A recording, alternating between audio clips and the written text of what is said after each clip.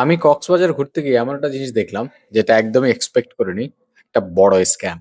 সবাই বলে বিশ্বের সবচেয়ে বড় সমুদ্র সৈকত, night market, fresh sea fish, কিন্তু আসলে কি সবকিছু এত পারফেক্ট?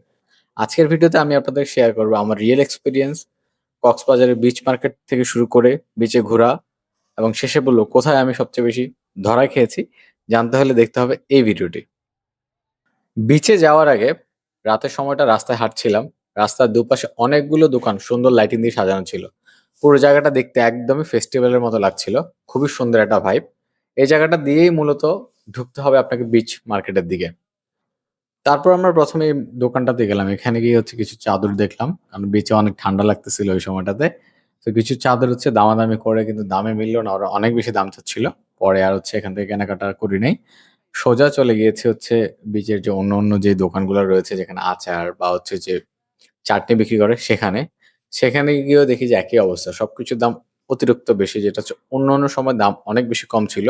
কিন্তু এবার গিয়ে আমার কাছে মনে হচ্ছে যে দামটা তুলনামূলক বেশি। যেমন ধরুন আমি আচারের কথা বলি, যে আচারগুলো আগে ৳৩০ বা ৳৪০ প্যাকেট ছিল, সেগুলো এখন সবগুলো ৳৮০ থেকে ৳৯০ ওরা দাম চাচ্ছিল। বলল যে আগের প্যাকেটগুলা ভালো না, এখনকার গুলাই নাকি ভালো। সো ওরা যখন যেটা বিক্রি করে এটাই আসলে মূলত ভালো।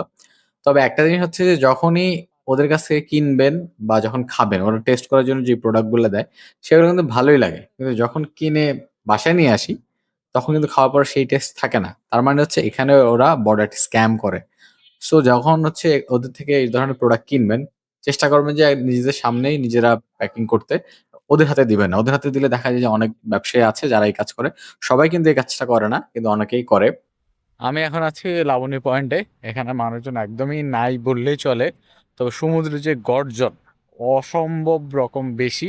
তবে এখানে একটা জিনিস আমি যেটা লক্ষ্য করছি, এখানে কোনো লাইট নাই। তো এই যে পুরো বিচের যে এরিয়াতে, এখানে যদি সব জায়গাতে বড় বড় লাইট করে দিত, সেক্ষেত্রে একটা সেফটি যে কনসার্নের যে ব্যাপারটা, এটা থাকতো না।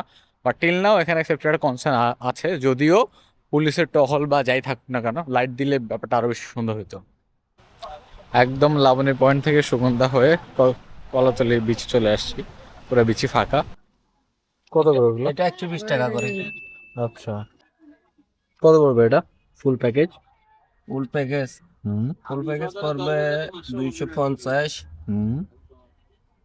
350, হুম। 250, 350, 550, 550 আর 350, হ্যাঁ, ৳900। 900, 900, 250, 1050 টাকা, 1150 টাকা। এটা তো ফিক্সড না? ফিক্স। হ্যাঁ, আমরা একটা মাছ দেখি। হ্যাঁ, সেমই সেমই, এটা একটু মোটা সাইজ, বড় সাইজ। কত করে বিক্রি করে এগুলো? 120 টাকা করে। 20 টাকা। আচ্ছা, বাইরের কাছে। বড় ভাই, অক্টোপাস কত করে? হ্যাঁ, প্লাস কোন সাইজ দেখাবো বলেন আপনাকে আগে। এটার প্রাইস কত পড়বে? বড় সাইজ মনে হয় এটা, না? মাঝারি সাইজ আর কি। আচ্ছা। এর চেয়ে এর চেয়ে ছোট হলে আপনি মাথাটা বড় হয়ে যাবে, আচ্ছা, আচ্ছা, আচ্ছা, কারণ বুঝছি। এটা পাও বের হবে না যে। হুম, হুম, হুম, হুম। এটা কি খাবেন, জাল ফ্রাই খাবেন না বেসন ফ্রাই খাবেন আপনি? আচ্ছা, আগে দাম বলেন, দাম শুনে আচ্ছা, আগে। জাল ফ্রাই হলে রাখবো 650 টাকা, আচ্ছা, আর বেসন ফ্রাই হলে রাখবো 600 টাকা, সম্পূর্ণ কস্টিংস হবে। আচ্ছা। আর আপনার অক্টোপাস কত করে? সরি, ওই স্কুইড গুলা স্কুইড পিস কত পার পিস? 150 টাকা করে রাখবো যে পার কেজি। না, কালকে তো খাইছি, কালকে দাম কম কম ছিল। ভাইয়া ছোট আছে এখানে তারপর হচ্ছে আমরা আরেকটা দোকানে যাই। দেখতে পাচ্ছেন যে এই দোকানের মাছগুলা কিন্তু দেখতে খুবই সুন্দর লাগতেছে। এবং আপনি যখন এই মাছগুলা দেখবেন, আপনার কিন্তু মনে একবারও চিন্তা আসবে না যে ওরা কোনো কিভাবে আপনার সাথে স্ক্যাম করতে পারে। কিন্তু এখানে হচ্ছে ওদের আসল খেলা। ওরা আপনাকে হচ্ছে এই সুন্দর সুন্দর মাছগুলা দেখাবে। দেখানোর পরে হচ্ছে ওদের গেমটা শুরু হবে। তো আমরা হচ্ছে এই দোকান দেখি, দেখার পর ওর সাথে কথা মিলে না দেখে আমরা সামনে যে আরেকটা দোকানে সেটায় যাচ্ছি। সেখানে গিয়ে হচ্ছে আমরা মাছ দেখবো আরকি।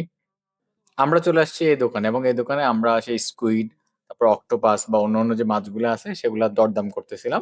ভাজা যে মাছগুলা থাকবে ওগুলা কখনোই কিনবেন না। নষ্ট যে মাছগুলা থাকে সেগুলাকে ওরা ভেজে রাখে।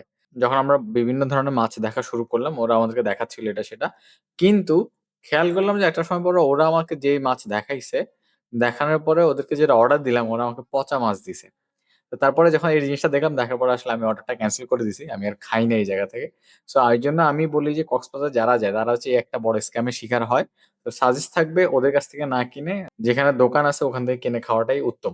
তারপর আমি চলে আসি একটা ডাব দোকানে। সেখান থেকে ডাব কিনে খেয়ে তারপর আমি চলে যাই আমার হচ্ছে হোটেল রুমের দিকে। সো এইটা হচ্ছে আজকের ভিডিও। যদি আমার ভিডিওটা ভালো লেগে থাকে অবশ্যই চ্যানেলটিকে সাবস্ক্রাইব করতে ভুলবেন না। আর পরবর্তীতে কি ভিডিও দেখতে চান অবশ্যই কমেন্টস করবেন। ধন্যবাদ সবাইকে। আল্লাহ হাফেজ।